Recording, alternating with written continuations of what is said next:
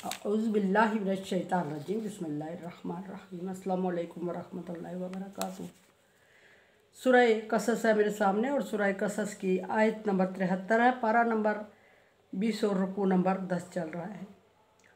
आयत नंबर 71 और 72 में अल्लाह तबारक व तआला ने अपनी कुदरत को जिक्र फरमाया और फरमाया कि तुम्हारे माबूदों में से किसी की ताकत है कि जो रात के अंधेरे को में दिन का एक लम्हा पैदा कर दे और दिन की रोशनी में तुम्हारे लिए एक लम्हा अंधेरे का मैसर कर सके ताकि तुम इसमें आराम कर सको।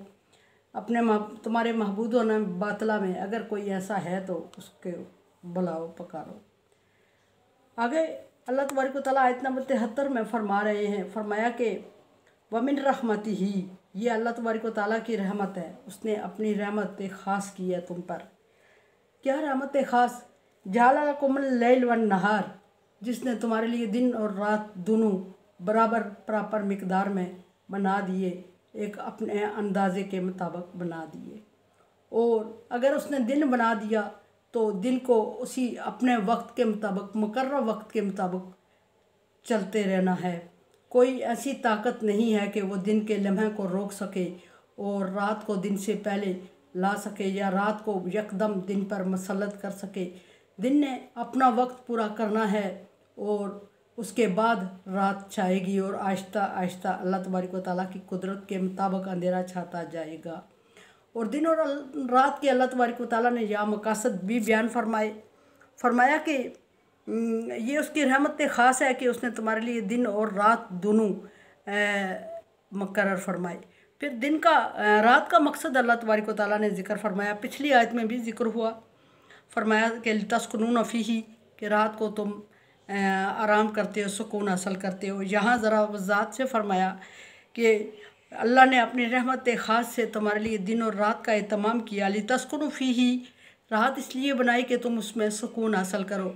पीछे मैं ज़िक्र कर चुकी हूँ, अर्ज़ कर चुकी हूँ कि इसका मतलब है कि सुकून कामिला के लिए, सुकून के लिए रात का होना, अंधेरे का होना ज़रूरी है। अगर दिन की रोशनी मुसल्लत रहे तो इंसान सुकून हासिल नहीं कर सकता। जहाँ अल्लाह तबारक व तआला ने फरमाया कि दिन और रात बनाए, फिर रात का मकसद जिक्र फरमाते हुए फरमाया कि लितस्कुनू फ़ीही, ताकि तुम इसमें सुकून हासिल कर सको।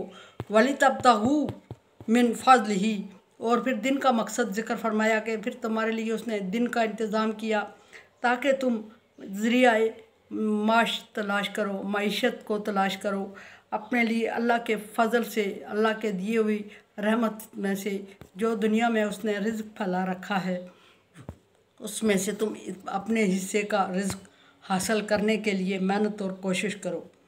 और फिर इन दोनों चीज़ों का, इन दोनों नेमतों का और फिर इन दोनों नेमतों के मकासद का ज़िक्र करने के बाद अल्लाह तबारक व तआला ने अगला मकसद ज़िक्र फरमाया कि ये दोनों नेमतें और इन नेमतों के मकासद तुम्हें किस लिए अता किए, लअल्लकुम तशकुरून, ताकि तुम शुक्रगुज़ार बंदे बनो, ताकि शुक्र अदा करो। अब यहाँ शुक्र को लफ्ज़ को शुक्र ज़िक्र करने से मैं एक बात वाज़े करती चलूँ कि शुक्र दो मानी में आता है। शुक्र का मानी होता है कि किसी चीज़ की कदर करना। कदर करना, अल्लाह तबारक व तआला ने जब कोई नेमत अता की तो उसके बदले में उस नेमत की कदरदानी करना। और कदरदानी करने के लिए किसी भी चीज़ के लिए, किसी चीज़ के इजहार के लिए ज़बान से कहना ज़रूरी होता है, जज्बात का इजहार अल्फाज में ज़रूरी होता है।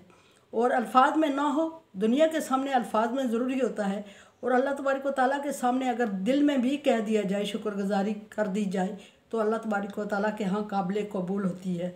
और शुक्र के लफ्ज़ी माना यहाँ कदरदानी करनी होती है। कदर के लिए लफ्ज़ शुक्र, शुक्रिया बोले जाते हैं। जब अल्लाह के लिए बोला जाता है, अल्लाह की नेमतों की कदर के लिए बोला जाता है तो शुक्र अल्लाह के लिए ज़ुबान से अदा किया जाता है। जैसे आम तौर पे हम कहते हैं अल्हम्दुलिल्लाह, अल्लाह तेरा शुक्र, इस तरह के अल्फाज। और ये जज्बात के इजहार के लिए बेस्ट बेहतरीन तरीका है कि ज़ुबान से अल्फाज अदा किए जाएँ। अगर अल्फाज न होते, ज़ुबान न होती तो जज्बात का इजहार मुमकिन नहीं था, और जज्बात का इजहार मुमकिन नहीं था तो फिर कदर के अल्फाज बोलने मुमकिन नहीं थे।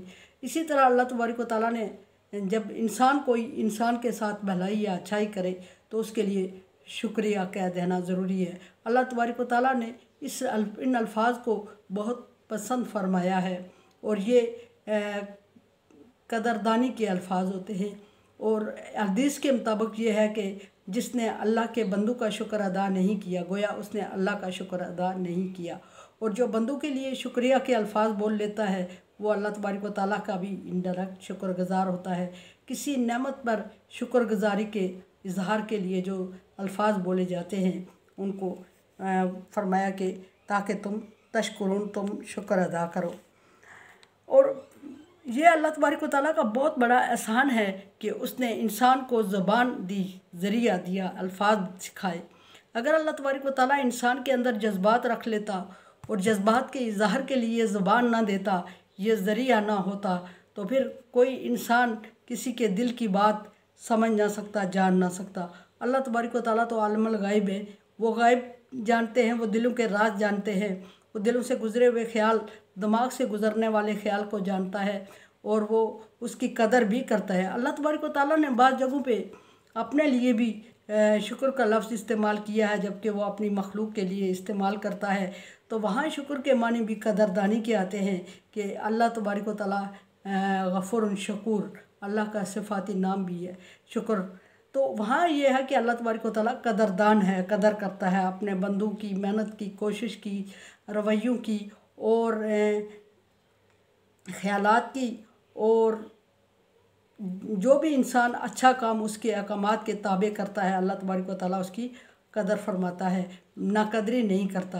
अगर अल्लाह तबारक व तआला नाकदरी करता होता किसी इंसान के किसी अमल की तो वो अपने लिए भी लफ्ज़ शुक्र को इतनी कदर की निगाह से ना देखता। सो अल्लाह तबारक व तआला ने यहाँ नेमत ज़िक्र फरमाने के बाद बंदों से फरमा दिया कि अल्लाह तबारक व तआला ने इस किस्म की इतनी नेमतें तुम्हें अदा की हैं।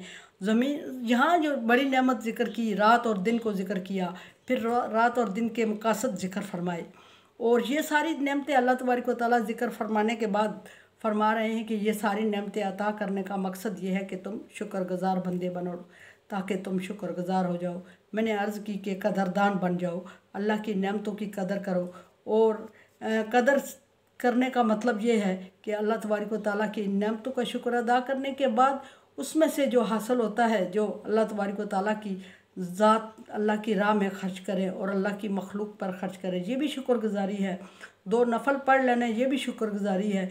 एक लफ्ज़ मुँह से बोल लेना, अल्लाह तबारक व तआला की ज़ात के को ख़ास करते हुए शुक्र अदा कर लेना, वो भी शुक्रगुजारी है। शुक्रगुजारी के भी अल्लाह तबारक व तआला ने बहुत सारे ज़राए मुकर्रर किए हैं। जिस कदर नेमत बड़ी होगी उस कदर बड़ा शुक्र अदा करना होता है। और अगर अल्लाह तबारक व तआला ने माल दौलत की नेमत दी है उसमें से अल्लाह की राह में खर्च करना शुक्र है। जिस्मानी तौर पे ताकत सेहत दी है तो किसी के काम आ जाना वो भी शुक्रगुजारी है। और इसी तरह जब शुक्र का कम अज़ कम जो दर्जा है वो किसी के लिए शुक्रिया के अल्फाज कह देना और अल्लाह तबारक व तआला के लिए शुक्र कह देना, ये भी शुक्रगुजारी का कम तरीन दर्जा है। जिस कदर बड़े इबादत के दर्जात हैं, जिस कदर बड़ी नेमत उसी कदर, जिस तरह की जिस किस्म की नेमत उसी तरह उसी किस्म का शुक्र अदा करने का ज़रिया भी अपनाने का हुक्म दिया है। कुरान समझे, देखे समझे और सब्सक्राइब करें और सदका जारिया में मेरा साथ दें।